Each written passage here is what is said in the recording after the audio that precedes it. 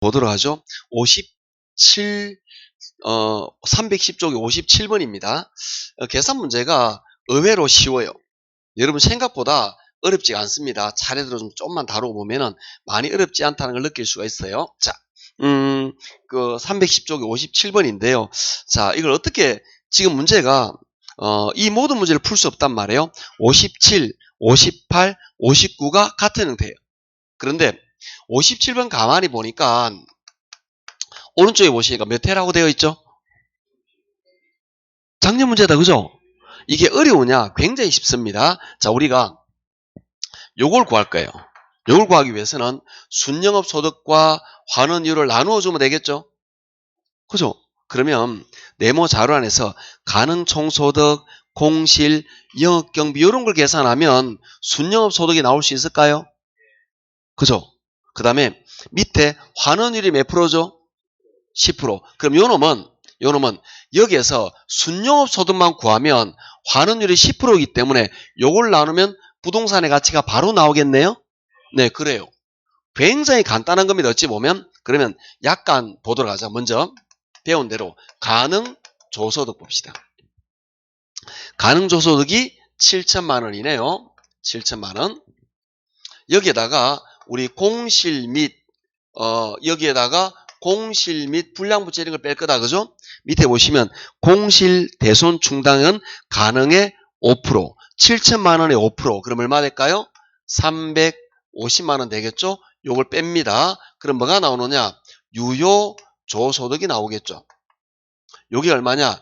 6,650만 원 이렇게 나왔겠네요. 6,650만 원. 자, 밑에 영업경비가 나와 있죠. 여기에다가 영업경비를 뺍니다. 영업비를 뺄 건데 요게 요 놈의 40%죠. 40% 계산해서 빼도 되지만 우리는 요게 사실 필요 없잖아. 우리에게 필요한 거는 밑에 있는 순영업소득이에요. 요 놈은 요거에다가 60% 곱하면 이거 바로 나오지 않을까요? 그렇게 해도 되는 거죠. 예, 그래서 물론 40% 계산해서 빼도 되지만 우리는 6,650만 원에 60% 곱해버리면 순영업소득이 바로 나와요. 이걸 계산 한번 합시다. 그럼 얼마 나오느냐? 3,990만 원 이렇게 나와요. 자, 이제 다 풀었습니다. 순영업소득이 3,990만 원 요겁니다. 여기에다가 뭘 나눌 거냐 하면은 환원율을 나눌 거예요. 우리가 여기에 환원율을 나누면 됩니다. 환원율이, 자, 문제 보세요. 10%니까 얼마죠? 0.1이죠. 요 순영업 소득에서 환원율을 나누어 주면은 부동산의 가치가 나온다 이렇게 될 거예요. 굉장히 간단하지 않나요? 이게. 그러니까 내가 어렵다, 하기 싫다 이렇게 관점에 보면 굉장히 어려워 보이지만 의외로 굉장히 간단한 문제인 걸 알 수 있습니다. 포인트는 어디 있느냐? 요거 있던 거죠. 자, 순영업 소득을 계산합니다. 환원율을 나눕니다. 답. 요런 계산하면 3억 9,900만 원. 이게 답이죠. 그럼 몇 번이죠? 4번 끝. 자, 쌤. 그러면 다른 문제도 그러합니까? 네, 그래요. 자, 58번 볼게요. 안 풀고 힌트만 줄 거예요. 58번에 가능종소득, 공실, 수선비, 화재보험료, 재산세 여기까지 계산해서 우리는 순영업소득을 계산할 거예요. 됐죠? 밑에 환원율 몇 프로죠? 나누면 답이 나오겠죠? 끝. 오른쪽에 봅니다. 59번 기역, 미연, 뒷것, 미염, 시엇 이런 것 가지고 뭘 구하죠? 순영업소득 구하죠? 거기다 환원율을 나누면 답이죠? 끝. 자, 이게 가장 자주 나오는 패턴 중에 하나예요. 이게 작년에 나왔고요. 가장 자주 나오는 패턴 중에 하나입니다. 이건 어떻게 계산하느냐? 부동산의 가치가 얼마인지 구할 때는 순영업소득에서 환원율을 나눈다는 가장 전형적인 내용이었습니다. 이거 자 이제 넘겨볼게요. 넘겨서 이제 뭘 보느냐? 이제 60번을 볼 거예요. 60번 어떤 형태인지 좀 보도록 할게요. 60번에서도 금방과 유사한 형태인데 조금은 복잡합니다. 자, 먼저 60번의 자료를 볼게요. 위에 가능총소득, 공실, 운영경비 같은 게 있죠. 그죠? 요거 보면서 우리는 뭘 계산할 수 있을까요? 순영업소득을 알 수 있겠죠? 유사하다, 그죠? 밑에 보시면 앞에 문제에서는 환원율을 바로 줬죠. 이건 환원율을 구해야 돼. 거기 보시면 토지, 건물, 환원율이 3%, 5% 나와 있죠. 이걸 가중평균에서 환원율을 구해야 돼. 어떻게? 건으로. 그러면 끝나는 거예요. 자, 그러면 이 문제는 앞에보다는 조금 더 복잡하긴 하다. 그죠? 그렇지만 많이 어려운 건 아닙니다. 그런데 우리는 순영업 소득을 이거는 이렇게 된 거란 말이죠. 우리 이 문제는 순영업 소득에서 환원율을 바로 나누면 답이 나올 텐데 먼저 순영업 소득을 바로 우리 계산해 버립시다. 위에 보시면 가능소득 1억이죠. 거기에서 1억에다가 공실이 10% 있잖아요. 빼면 9천만 원 나왔겠죠? 거기에다가 운영경비가 금방에도 9천만 원에 30%라 그랬잖아요. 그러면 70% 계산하면 순영업이 바로 나오겠죠? 9천만 원에 70% 얼마 나오죠? 6,300만 원. 이거 바로 계산해도 괜찮아요. 결국 요걸 계산하는데 선생님 이렇게 적어야 됩니까? 맘대로 하세요. 내가 이걸 바로 계산할 수 있으면 바로 계산해도 됩니다. 아니면 불안해 적을래요. 그렇게 해도 괜찮고요. 자, 이제 우리는 환원율만 계산하면 될 건데요. 환원율은 금방 말했듯이 건입니다. 이게 환원율 계산하는 방법이었던 거예요. 이게 결국 뭐냐? 물리적 투자 결합법으로 환원율을 계산하는 것인데 토지 환원율이 3%입니다. 그 다음에 오른쪽에 건물 환원율이 5%입니다. 우리는 토지 환원율 3%와 건물 환원율 5%를 가중평균을 할 건데요. 이 평균을 낼 때 오른쪽에 있는 토지와 건물의 구성비를 넣어줍니다. 토지, 건물의 구성비가 4대 6이죠. 40%, 60%. 그럼 여기다가 곱하기 10분의 4.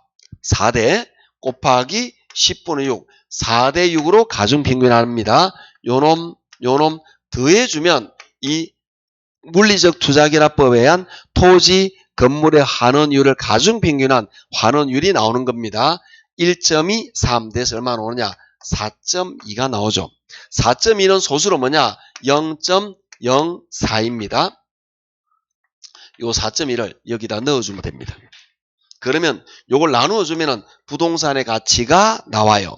자, 구조는 왼쪽에 했던 거 조금 57과 같은 형태지만 조금 더 난해했어요. 왜? 환원율을 계산했던 거야. 이제는. 느껴보시나요? 이렇게 계산하시면 되는데 요 계산하면 정답이 3번이 나옵니다. 안 나오면 저한테 말씀하시면 되는 거예요. 자, 이렇게 해서 60번을 했고요. 61번과 62번이 굉장히 비슷한 문제예요. 61, 62가 굉장히 비슷한데 저랑 같이 62번을 풀 거예요. 61번, 2번 비슷하다 그랬습니다. 자, 이건 어떤 개념인지 먼저 감을 잡도록 할게요. 여기서 보시면 환원이율을 구하라 그랬는데 이거는 사실은 그래요. 어떤 거냐면은 우리 순영업 소득에서 환원이율을 구하면은 그래서 얘들을 나누면 부동산의 가치가 나오겠죠. 일반적으로 이걸 물어봅니다. 그런데 이 문제에서 봅니다. 62번입니다. 순영업 소득이 얼마죠? 3천만 원 나와 있잖아요. 그러면 이 문제에서 환원율만 구하면 나누면 바로 답이 나오겠죠. 그래서 문제를 내시는 분, 출제자는 당신이 환원율을 할 줄 알면 이거 할 줄 안다라고 본 거예요. 그래서 이 문제에서는 환원율을 스톱한 거예요. 그렇지만 이 문제는 환원율을 구하세요로 줄 수도 있고 부동산의 가치를 구하세요라고 줄 수도 있어요. 둘 다 같은 형태다라고 보시면 됩니다. 왜? 순영업 소득이 나와 있기 때문에 환원율을 바로 구할 수 있습니다. 그런데 이 환원율을 구하는 방법이 여러 가지인데 그중에 이거는 뭐냐? 부저저로 합니다. 부저저. 부는 뭐냐? 부채 감당률입니다. 저는 저당상수, 저는 저당 비율입니다. 자, 그러면 부에서 부채 감당률을 볼 건데 부채 감당률은 내말해 볼게요. 순영업이 얼마죠? 3천만 원이죠. 부채 서비스는 이걸 나누면 부채 감당률이 나오는 거죠. 부채 감당률이 3입니다. 곱하기 밑에 보시면 지분 비율, 대부 비율. 대부 비율이 몇 프로죠? 자, 따라합니다. 대부 비율, 저당 비율, 융자 비율 같은 말입니다. 대부 비율 70%면 저당 비율도 70% 0.7입니다. 곱하기 저당 상수 보시면 됩니다. 제가 저당 상수니까 저당 상수 끝에 있죠? 0.177. 요걸 곱해주면 환원율이 바로 나옵니다. 아셨죠? 요게 이 문제의 정답이 되겠죠. 물론 가치는 요거 넣어서 그냥 계산하면 답이 나오는 겁니다. 됐죠? 이렇게 하시면 됩니다. 요놈 계산하면 환원율이 5번 37.17 이렇게 나옵니다. 이게 아니면 저한테 말씀하시면 됩니다. 이렇게 하시고 이렇게 해서 풀었는데 자 여러 개의 문제를 풀었는데 흐름이 똑같았단 말이에요. 지금 어떤 거냐면 결국 그런 거죠.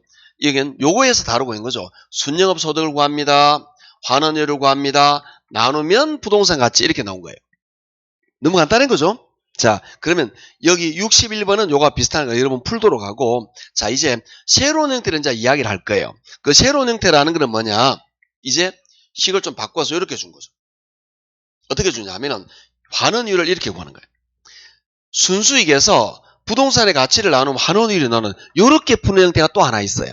자, 그게 63번 그리고 넘기면 65번 두 개예요. 그래서 제가 저랑 같이 63번을 풀 거예요.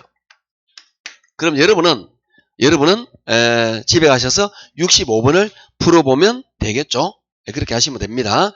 자, 63번 어떻게 하느냐? 자, 읽어보겠습니다. 현재 대상 부동산의 가치는 3억 원입니다. 나와 있고요. 밑에 봅니다.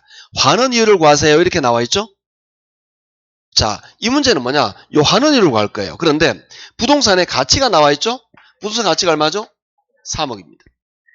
우리는 순영업 소득만 안다면 이거 나누면 환원이율이 바로 나오겠죠? 이렇게 나올 거니까. 그러면 순영업 소득 어떻게 구하느냐? 네모 안에 있습니다. 가능 총소득에다가 기타 소득은 더하고 공시를 뺍니다. 유효 총소득 나오죠? 거기다가 영업비 빼면 되겠죠? 순영업 나오는데 한꺼번에 해도 됩니다. 그래서 2천만 원에다가 100만 원 더해요. 거기다가 300하고 450을 빼요. 그러면 얼마 나오느냐? 1350만 원 이렇게 나오겠죠? 그죠? 그럼 이 문제는 1350에다가 3억을 나누면 답이 바로 나와요. 요런 계산하면 2번 4.5%가 나옵니다. 이렇게 간단한 거예요. 그래서 의외로 수익 방식에 관한 수익 관한 법이 계산 문제가 간단해요. 10개 중에서 8, 9개는 간단해요. 물론 1개 정도는 여러분이 손도 못 대게 어렵게 나오는 사례가 존재합니다. 그럴 때는 안 하면 돼. 그래서 지금 계산 문제를 형태를 다룬 거는 그렇게 어려운 형태가 아닙니다. 여러분이 이 문제를 어렵게 느낀다라는 거는 왜 어렵게 느끼냐면 이거에 대해서 그냥 약간의 공포가 있는 거예요. 어렵다고 생각하는 거죠. 그런데 의외로 좀 원리를 알고 보면 그렇게 어렵지도 않고 쉽게 풀리기도 해요. 아셨죠? 자, 그래서 이런 계산 문제는 이제 다 다뤘으니까 여러분이 집에 가서 나머지 풀어보시도록 하시고 자, 우리 넘어가셔서 어디 보느냐 315쪽에 부동산 가격 공시를 볼 겁니다. 부동산 가격 공시를 볼 건데 여기서 지금 다룰 게 뭐냐면은 부동산 가격 공시제도예요.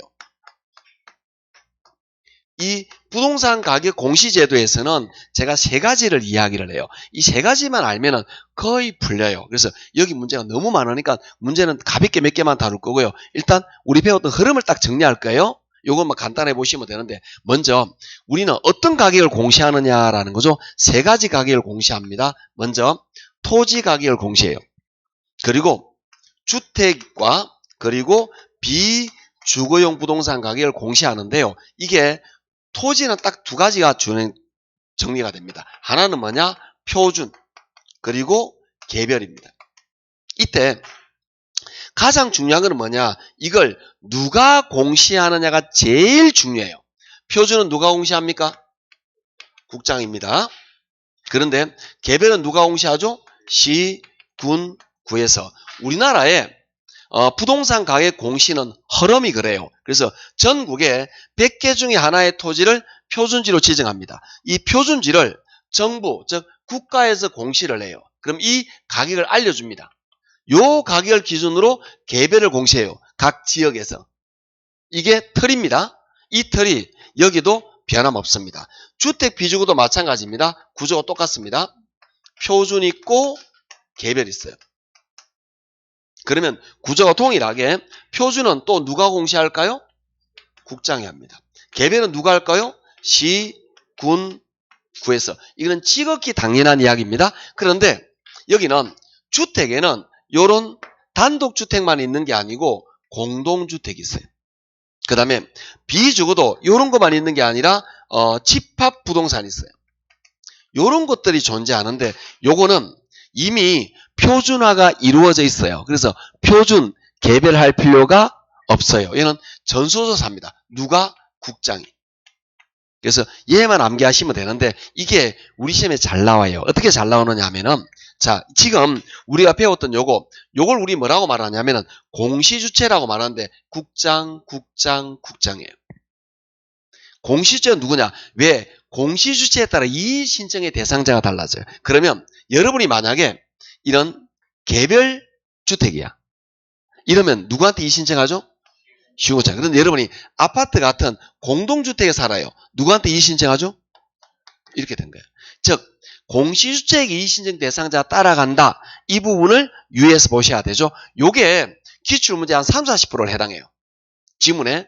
그러니까 30-40% 절반 가까이 요 지문이다라는 이야기예요. 그 다음에 두 번째 내용이 뭐냐면은 공시의 효력입니다.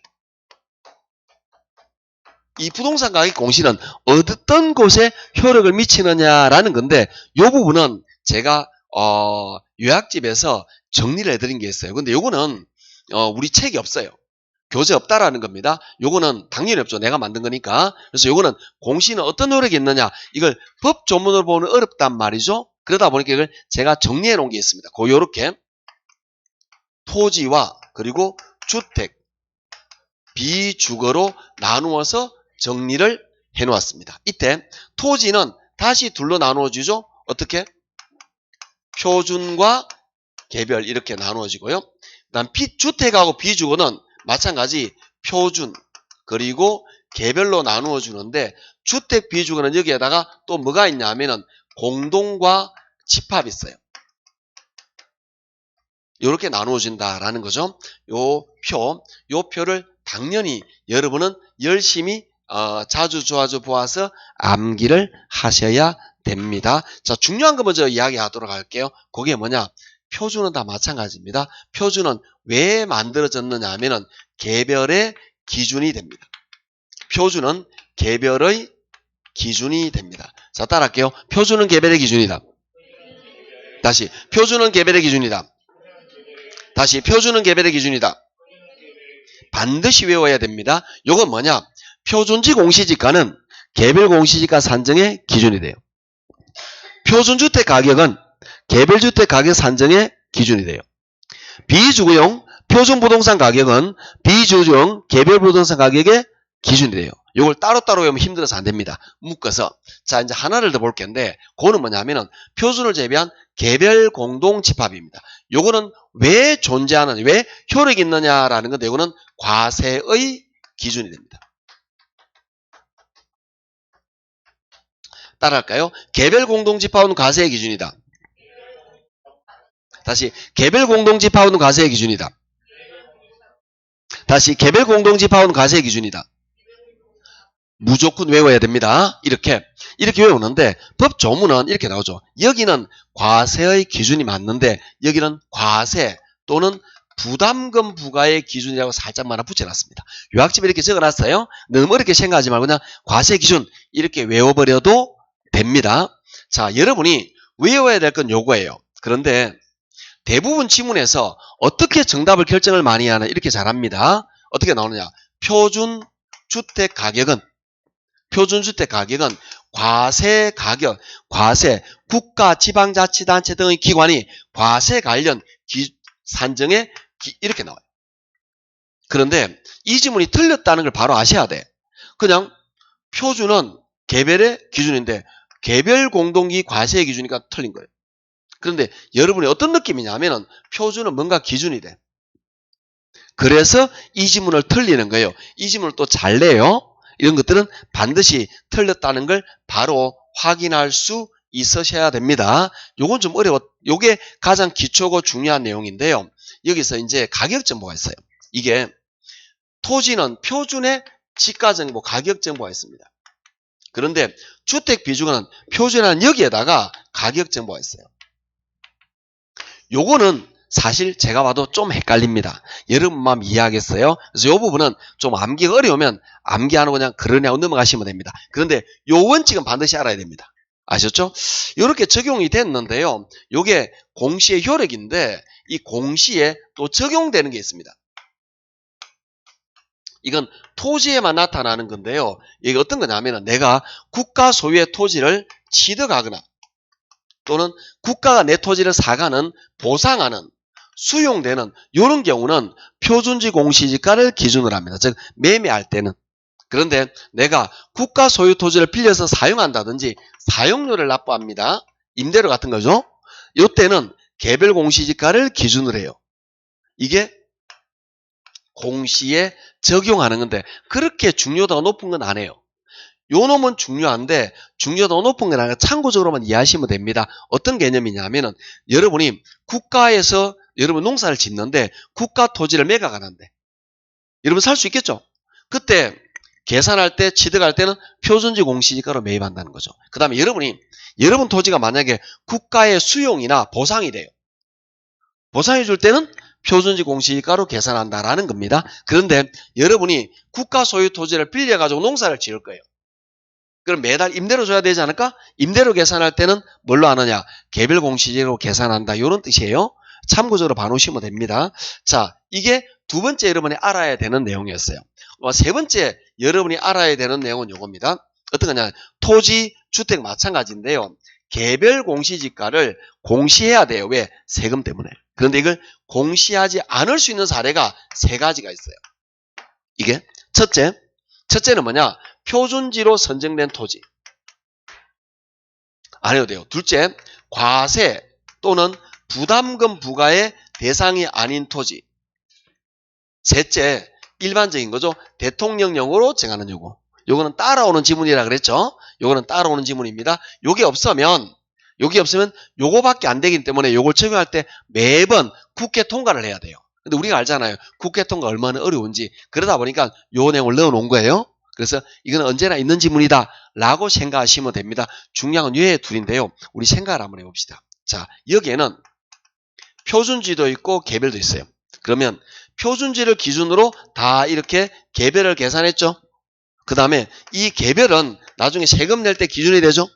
얘가 만약에 요게 100만 원인데 금액이 요게 예를 들어 95만 원, 요게 97만 원, 요게 103만 원이에요. 그럼 세금 낼 때 요거에다가 세율을 곱해서 세금 내면 되겠죠.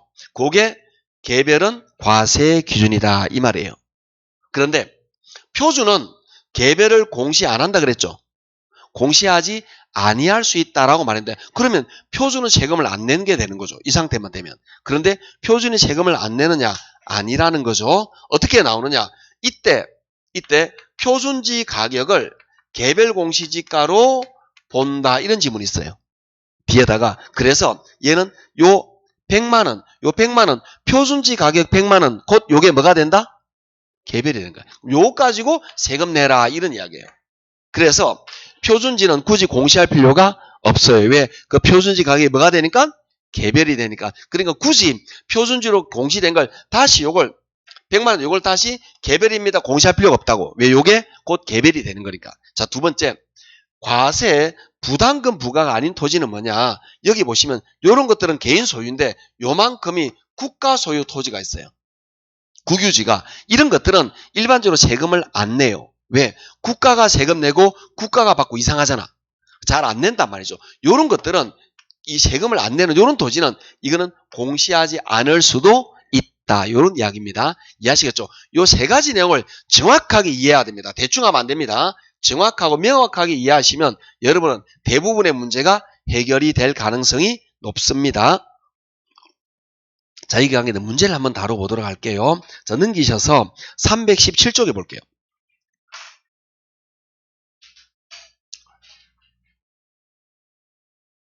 317쪽에 4번을 봅니다. 4번 같이 나오면 좀 난이도 있어요. 자, 1번 표준지 공시지가인데 오른쪽에 봅니다. 공공용지의 매수 및 토지 수용 사용에 대한 보상. 자, 이걸 말하고 있죠. 그죠? 2번입니다. 개별 공시지가는 국유지의 사용 및 대부료, 즉 사용료, 이걸 말하죠. 이렇게 시험에 잘 많이 안 나온다 그랬죠? 그죠? 참고적으로 보시면 됩니다. 1번, 2번을 모르더라도 여러분 답이 3번인 걸 바로 찾을 수 있어요. 왜? 표준주택 가격이죠. 자, 따라합니다. 표준은 개별의 기준이다. 그러면 과세 이거는 표준 아니죠. 그래서 오른쪽에 볼게요. 뭐 주택시장 정보는 모르겠고 오른쪽에 국가 등이 과세 등의 업무와 관련하여 주택의 과세 이렇게 나왔죠. 이건 무조건 표준이 아니란 말이에요. 자, 다시 과세 요거는 표준이 아니라 개별 공동집합의 과세 기준이죠. 그죠? 이거 아직도 이해 못하면 절대 안 돼요. 그러니까 이거는 법 규정이 그렇다라는 겁니다. 개별 공동집합이 과세의 기준이에요. 그래서 3번이 틀린 겁니다. 3번은 뭐라고 돼야 되느냐 하면은, 자, 지문을 유심히 보시면 이렇게 됩니다. 3번 지문을 유심히 보시면, 오른쪽에, 표주택 오른쪽에 보시면, 주택시장의 가격정보, 요거죠. 그 다음에, 국가 등의 과세 밑줄. 어쩌고저쩌고 마지막에 기준 밑줄. 그게 요거죠. 요거잖아요. 그러면 가격정보하고 과세정보니까 요거는 뭐냐? 개별주택하고 공동주택에 해당되는 거지 표준주택에 해당되는 게 아니다 이 말이야. 이 표만 딱 이해하면 답이 나오는 겁니다. 그래서 3번이 틀린 거예요. 그 밑에 4번, 5번은 3번에 대한 해설이에요. 3번 보면, 자, 4번 보면 개별주택 가격 요거죠. 요거잖아요. 그러면 가격정보하고 과세기준? 오른쪽에 봅니다. 주택시장의 가격정보를 제공하고 국가 등의 기관이 과세 등의 의무에서 기준으로 제공되는 요거예요. 5번도 마찬가지예요. 그래서 이런 지문이 어렵다 그러면 이 표가 뭔지를 모르는 거라. 이거 정확하게 이해하면 굉장히 쉽습니다. 이 표에서 가장 중요한 거 다시 표준은 개별의 기준이다. 개별 공동집합은 과세 기준. 자, 무슨 이야기냐? 지문에서 문제를 풀다가 여러분이 문제를 푸는 과정에서 지문이 이렇게 나온단 말이죠. 과세 어쩌고 저쩌고 기준 이렇게 되어 있잖아. 그럼 여기는 개별 공동집합이 나와야 돼. 표준이 나오면 안 돼요. 요거 이야기한 겁니다. 아셨죠? 자, 이제 넘어가 볼게요. 넘어가시면 어디 보냐면 318쪽 한번 볼까요? 6번을 볼 건데요. 6번이 좀 재밌어요, 문제가. 이것저것 많이 섞어 놓은 겁니다. 자, 요거 내용을 전체적으로 섞어 놓은 게 6번인데 차례대로 보겠습니다. 1번. 시, 군, 구청장은 개별 공시할 결정 공시할 때 두 번째 줄에 감정평가의 검증을 받고 그 다음에 토지 소유자나 이해관계자의 의견을 들어야 됩니다. 자, 이거는 국장도 마찬가지예요. 그러니까 이 사람들의 의견을 듣는다라는 거는 아니 그 국장이든 시군구든 국민을 위해서 일해야 되잖아.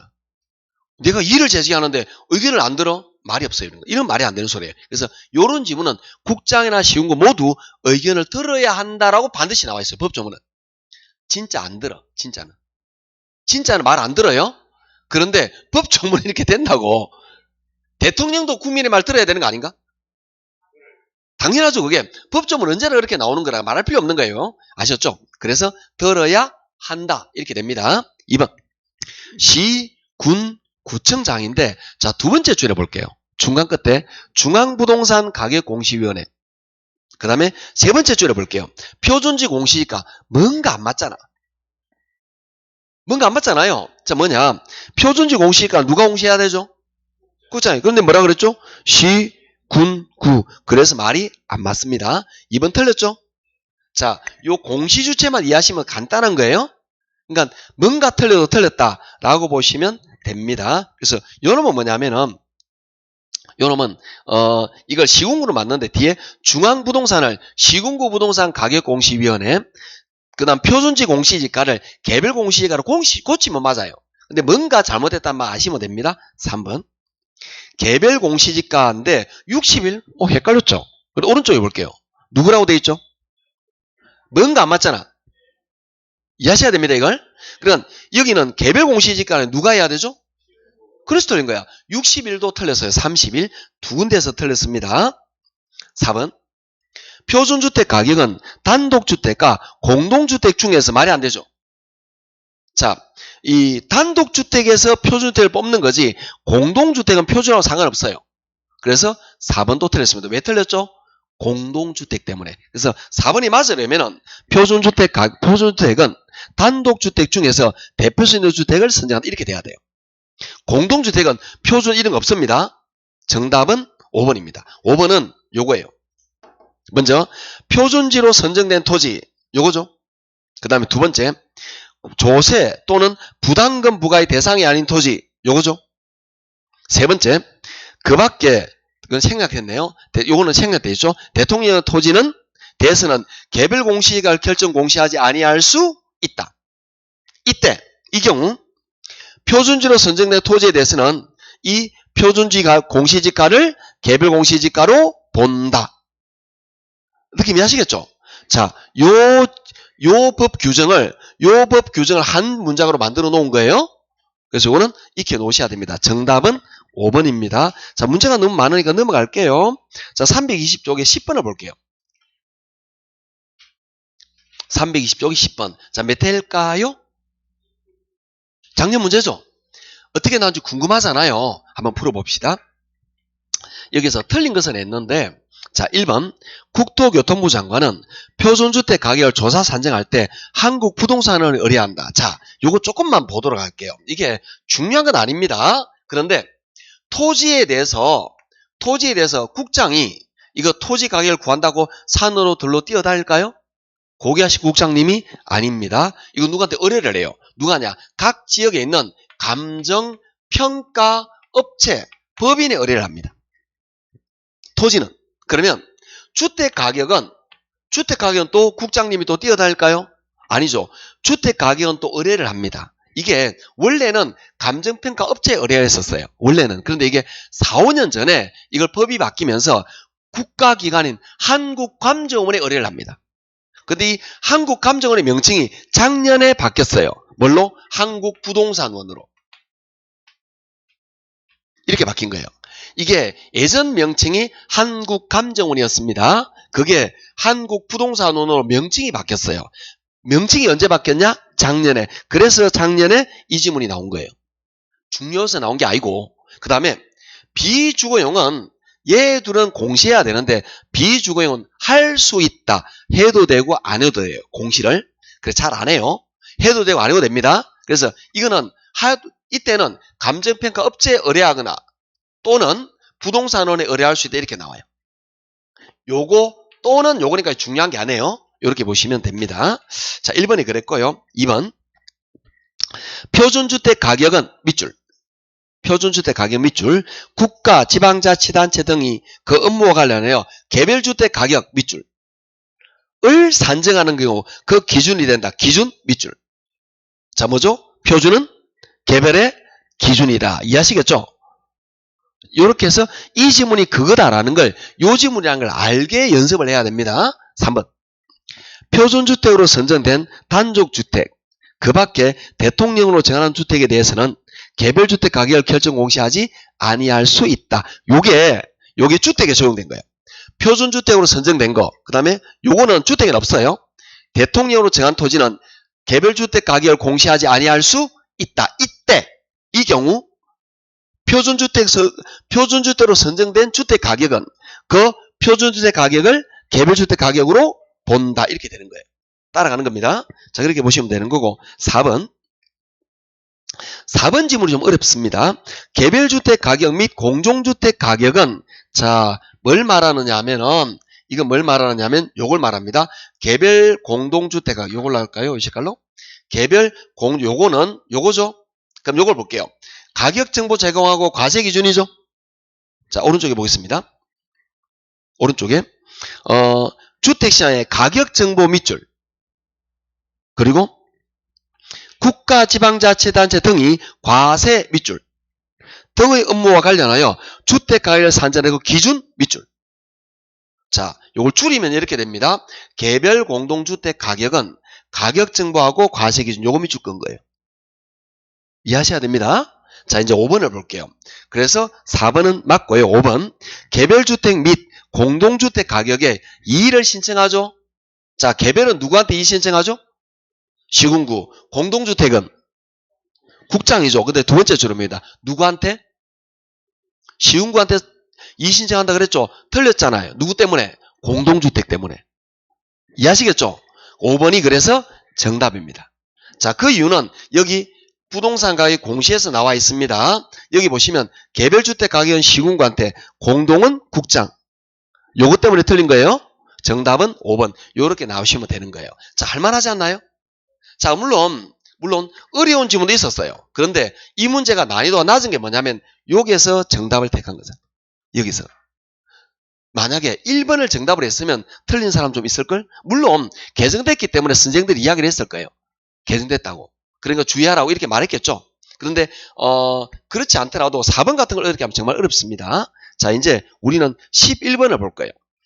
11번을 볼 건데 이거는 공시사항에 포함되는 것은 이거 수업 시간에 다룬 적 없습니다. 그런데 사람이 눈치가 있어야죠. 눈치가. 자, 왜 그러냐면 읽어볼게요. 표준지 공시지가죠. 토지잖아. 그런데 연면적, 총면적이 있을까? 이거는 건물에 나오는 거 아닌가요? 모르면 공법시장한테 물어보고.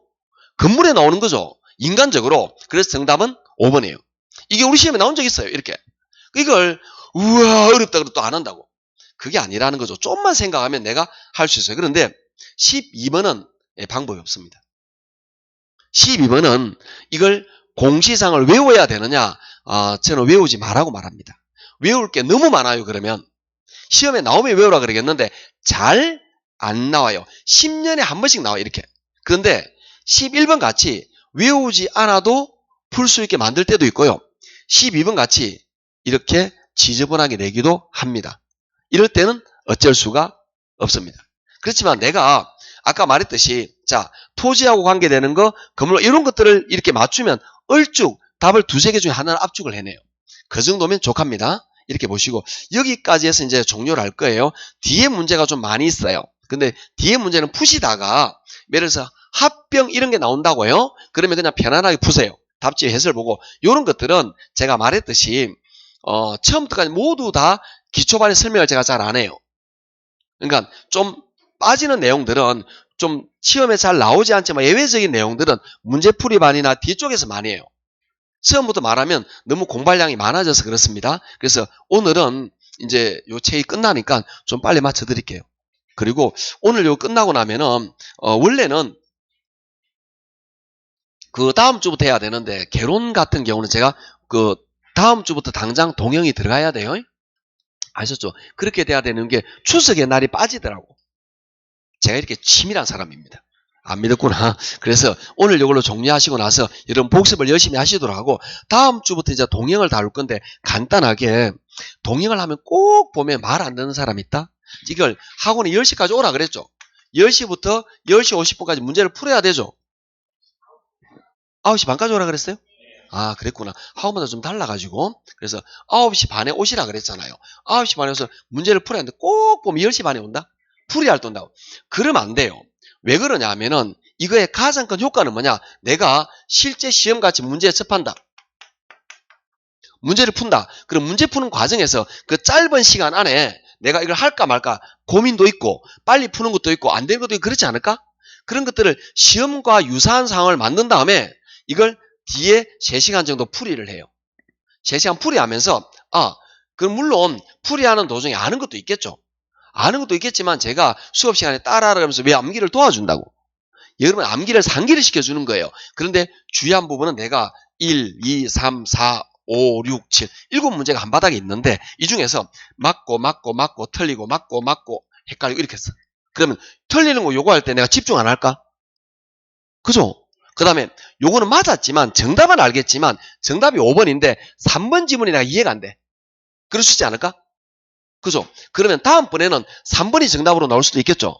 그렇게 나올 거니까 그걸 요 해설을 통해서 알아가는 거예요. 그러면 이 시간 3시간 다 집중하는 게 아니고 설렁설렁하고 있다가 요거 할 때 기가 쫑긋 그럼 되는 거다. 그렇게 해서 내가 원하는 부분 알아가시면 되는 건라고 이해하시면 됩니다. 그뿐만 아니라 이걸 통해서 풀 문제 안 풀 문제를 내가 이렇게 고르는 연습도 하는 거예요. 그렇게 하는 것들을 연습을 하는 건데 이걸 똑 뒤에 10시 반에 오는 거야. 풀이할 때만. 이러면 안 돼요. 효과가 떨어져. 우리말로 약효가 떨어져요. 그래서 이거는 미리 풀고 귀찮다 생각하지 말고 풀고 거기에서 뭐 풀면은 좀 고통스럽기도 하고 재밌는 것도 있고 막 아까 보자마자 정답도 있어요. 열 몇 개는 보자마자 정답이 있어. 근데 어떤 거는 문제 왜 있다고 이렇게 막 짜증날 때도 있어. 그런 것들이 같이 들어있다고 생각하셔야 됩니다. 그런 걸 통해서 하시는 거고요. 또 우려하는 부분이 하나 더. 60점 넘어가셔도 해야 돼요. 이걸 통해서 내가 모르고 헷갈리는 걸 정립해 나가는 거고요. 이게 좋은 점이 한 3회 정도 반복이 되면 같은 내용이 반복이 돼요. 선생들이 문제나 지문을 지그재그로 만들어 놓는다고.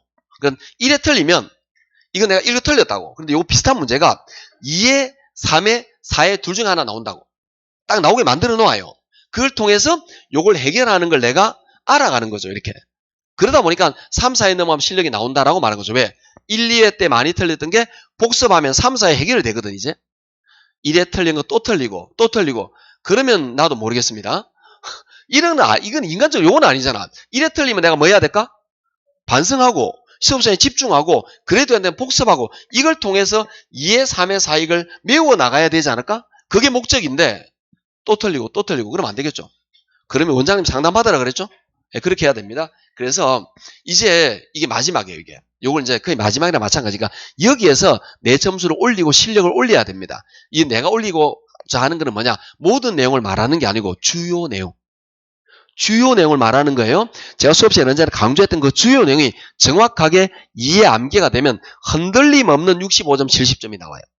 그게 우리 목적인 거지 100점 그런 건 생각도 하지 말고 90점은 생각도 하지 말고 그런 것들은 적절하게 버려야 되는 것도 있는 겁니다. 아셨죠? 그렇게 해서 그렇게 보도록 하고 시간 맞춰서 딱 풀고 그 다음에 풀이하고 요러면 집중력도 올라가고 막 그래요. 그렇게 해서 하고 일단 요거는 여기 마감하고 우리는 다음 주 뵙겠습니다. 고생하셨습니다.